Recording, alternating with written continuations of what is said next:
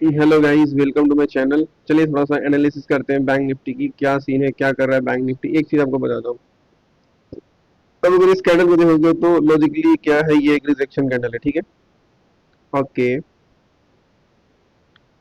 Rejection candle के बाद क्या हुआ ये देखते हैं। थोड़ा सा ऑब्जर्व करना पड़ता है, ऑब्जर्व करोगे तो आपको खुद समझ आ जाएगा।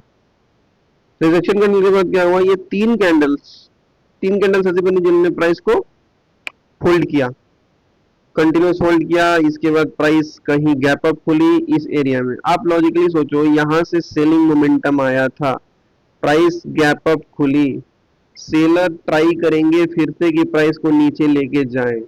और ये तो बेस्ट सिनारियो होगा जबकि मोमेंटम बहुत फास्ट होगी। आपको बताता हूँ कैसे चलते हैं 15 मिनट में, लेकिन उससे पहले हम देख लेते हैं कि अभी जस्ट रिसेंट में क्या हुआ था। सेम कंडीशन बनी थी, आपको मैं दिखाता हूँ।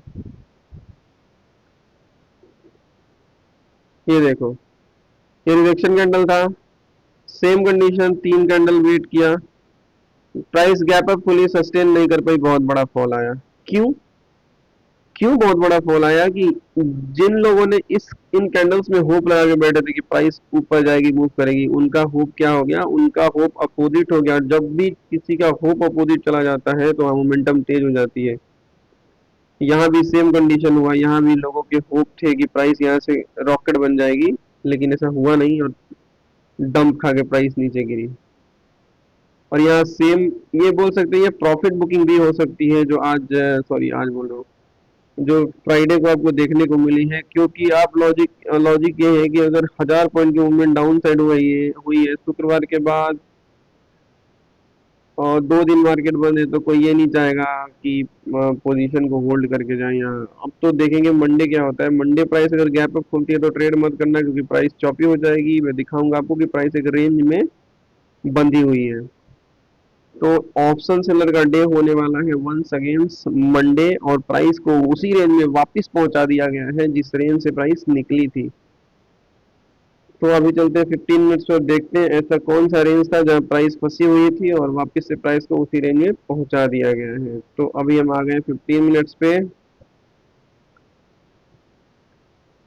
चलिए अब देखते हैं वो रेंज क्या थी और क्या है उस रेंज की खासियत। ये थी प्राइस की रेंज, और प्राइस वापस से उसी रेंज में आ गई है। This is the range of the price, and price अभी इसी रेंज में वापस आ गई है। अब क्या हो सकता है, सिंपल सी बात है, अगर कल को प्राइस गैप अप खुलती है गैप अप खुलती है, दो ही कंडीशन में आप ऊपर का ट्रेंड ले सकते हो। अगर प्राइस इस एरिया में कंसोलिडेशन करती है आधे घंटे, फिर ब्रेकआउट करती है, तो आपको ऊपर की तरफ एक बढ़िया मूव मिलेगा जो प्राइस को 46,500 तक लेके जा सकता है।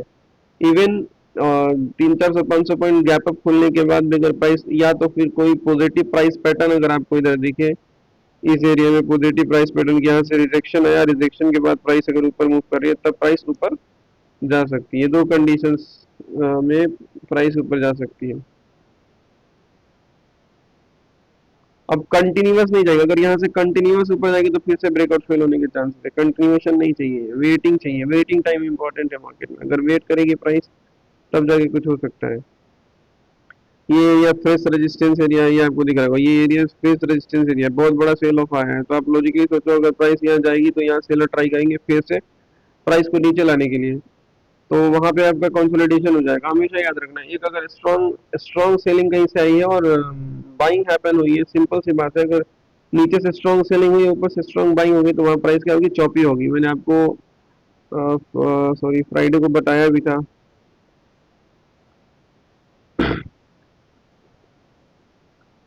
अब क्या कंडीशन बनेगी, क्या सिचुएशन होगी, उसके बारे में थोड़ा देख लेते हैं कि अब क्या हो सकता है।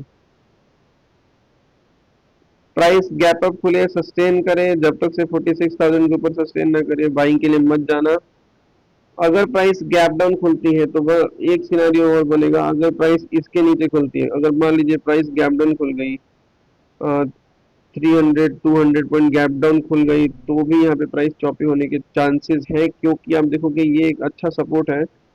अगर लॉजिकली हम देखो तो प्राइस अगर यहाँ क्लोज करके गई है, अगर 200 पॉइंट के नीचे खुलती है, तो प्राइस ऑलमोस्ट इस एरिया में फंस जाएगी, इस एरिया में फंस जाएगी, और फिर ऊपर तक का ट्रेड हम नहीं प्लान कर सकते, क्योंकि फिर वो प्रीवियस ट्रेंड हमारा सेलिंग का था, तो प्रीवियस ट्रेंड अगर सेलिंग का था तो प्राइस वापस से एक लो लगाने की कोशिश करेगी। अगर आप वो लो की बात करें तो एक दूसरा सपोर्ट हमारे लिए बन सकता है, जो प्राइस वापस से इस एरिया में आ सकती है 44,600 का लेवल। मतलब ये जो एरिया है ना, ये एरिया, इस एरिया में प्राइस वापस आ सकती है, और यहाँ से अगर प्राइस कंसोलिडेट करके ऊपर जाने की कोशिश करती है तब आप बाइंग के लिए जा सकते हो। ये स्विंग ब्रेक हुआ, प्राइस फिर से फॉल के लिए आएगी, फिर कोई रोक नहीं सकता इसको फॉल होने से। तो मंडे को अगर प्राइस गैप अप खुलती है तो प्राइस चॉपी हो जाएगी, फ्लैट खुल के ऊपर जाएगा, फिर भी कुछ एक खास मोमेंटम मिलेगा नहीं। गैप डाउन खुल के ये स्विंग ब्रेक करेगा 45,360 का, तो एक अच्छा सेल ऑफ आपको देखने को फिर से मिल सकता है। तो ये तो हो गई बैंक निफ्टी के एनालिसिस। बाकी चलते हैं, देखते हैं निफ्टी में क्या हो रहा है। बात अगर निफ्टी की करें तो थोड़ा सा सिनारियो कुछ अलग हो जाता है, क्योंकि निफ्टी में हायर लेवल से रिजेक्शन आ रहे हैं, और ये आपको मैं दिखाता हूँ क्या सिचुएशन, क्या कंडीशन हो रही है। आप लॉजिकली सोचोगे अरे यार बात तो सही है, यहाँ से सेलर ने ट्राई किया, बायर का डोमिनेंस था, प्राइस ऊपर गई। सेलर ने ट्राई किया, बायर का डोमिनेंस था, प्राइस ऊपर गई।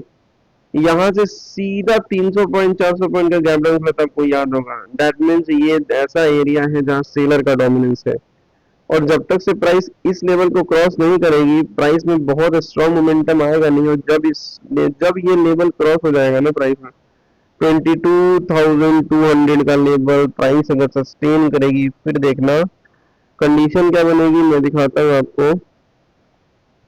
आप प्रीवियस टाइम में भी देखोगे तो ये सब कंडीशन देखो, जब तक से प्राइस इस स्विंग के नीचे थी, एक मिनट, जब तक से प्राइस स्विंग के नीचे थी, ये मोमेंटम कुछ नहीं था बाइंग साइड में, क्योंकि यहाँ से सेलिंग थी।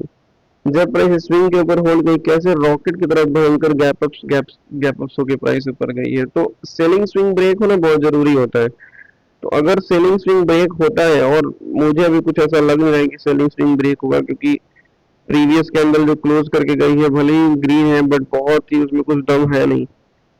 और उससे प्रीवियस कैंडल जो क्लोज किया है अच्छा स्ट्रॉन्ग, हरी भरी कैंडल हमेशा स्ट्रॉन्ग होती है, याद रखना। अगर ग्रीन है, भरी हुई है, मतलब कहीं ना कहीं बायर्स का इंटरेस्ट उसमें ज्यादा होता है। तभी प्राइस में ये लेवल रेजिस्टेंस का काम करेगा। ये एक जोन होगा जो रेजिस्टेंस का होगा। यहाँ से प्राइस अगर मान लो कल को गैप अप खुलती है, प्राइस पैटर्न बना के प्राइस अगर नीचे आती है, फिर से आपको नया लो देखने को मिलेगा, जो प्राइस को ये इस एरिया में ला सकते हैं। ये कौन सा एरिया, 21,500 के लेवल तक प्राइस वापस आ सकती है। और ये लेवल ब्रेक होता है तो फिर आप स्विंग देख ही रहे हो, ये स्विंग आ जाएगा 21,400 300 का लेवल प्राइस आराम से दिखा सकती है। और अगर इस लोअर स्विंग में प्राइस आ गई, और देखिए पुल बैक तो आएंगे, यहाँ से पुल बैक आएंगे, और पुल बैक आने के बाद अगर प्राइस, मैं एक बार दिखाता हूँ, क्लियर कर देता हूँ उसके बाद।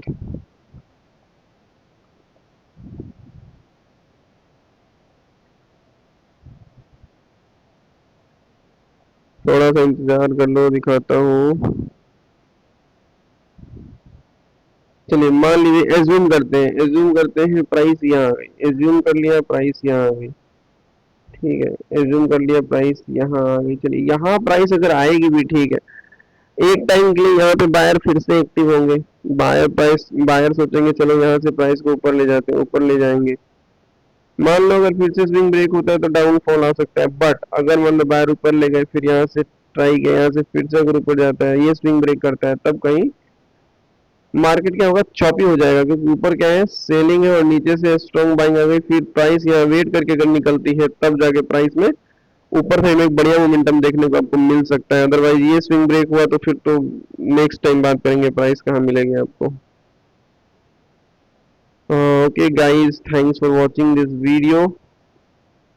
बट एक चीज और कर लेते हैं, 15 मिनट्स में देख लेते हैं कि प्राइस कहाँ मूव कर सकती है, क्या मूव कर सकती है। तो मैंने बता दिया आपको वनडे में क्या हो सकता है। यही सेम कंडीशन है जो मैंने आपको बैंक निफ्टी में बताई थी। गैप अप खोला तो मार्केट चॉपी हो जाएगा, फ्लैट खुल के नीचे आता है तो जो आपको एरिया बना के दिखाया है मैंने, यहाँ से थोड़ा पुल बैक के बाद अगर कोई निगेटिव साइड निगेटिव पैटर्न बनते हैं तो आप सेलिंग के लिए जा सकते हो, और उसके बाद आपका ये स्विंग डिफेंड करेगा नीचे साइड में। बस यही है कहानी। तो guys thanks for watching this video, thanks a lot.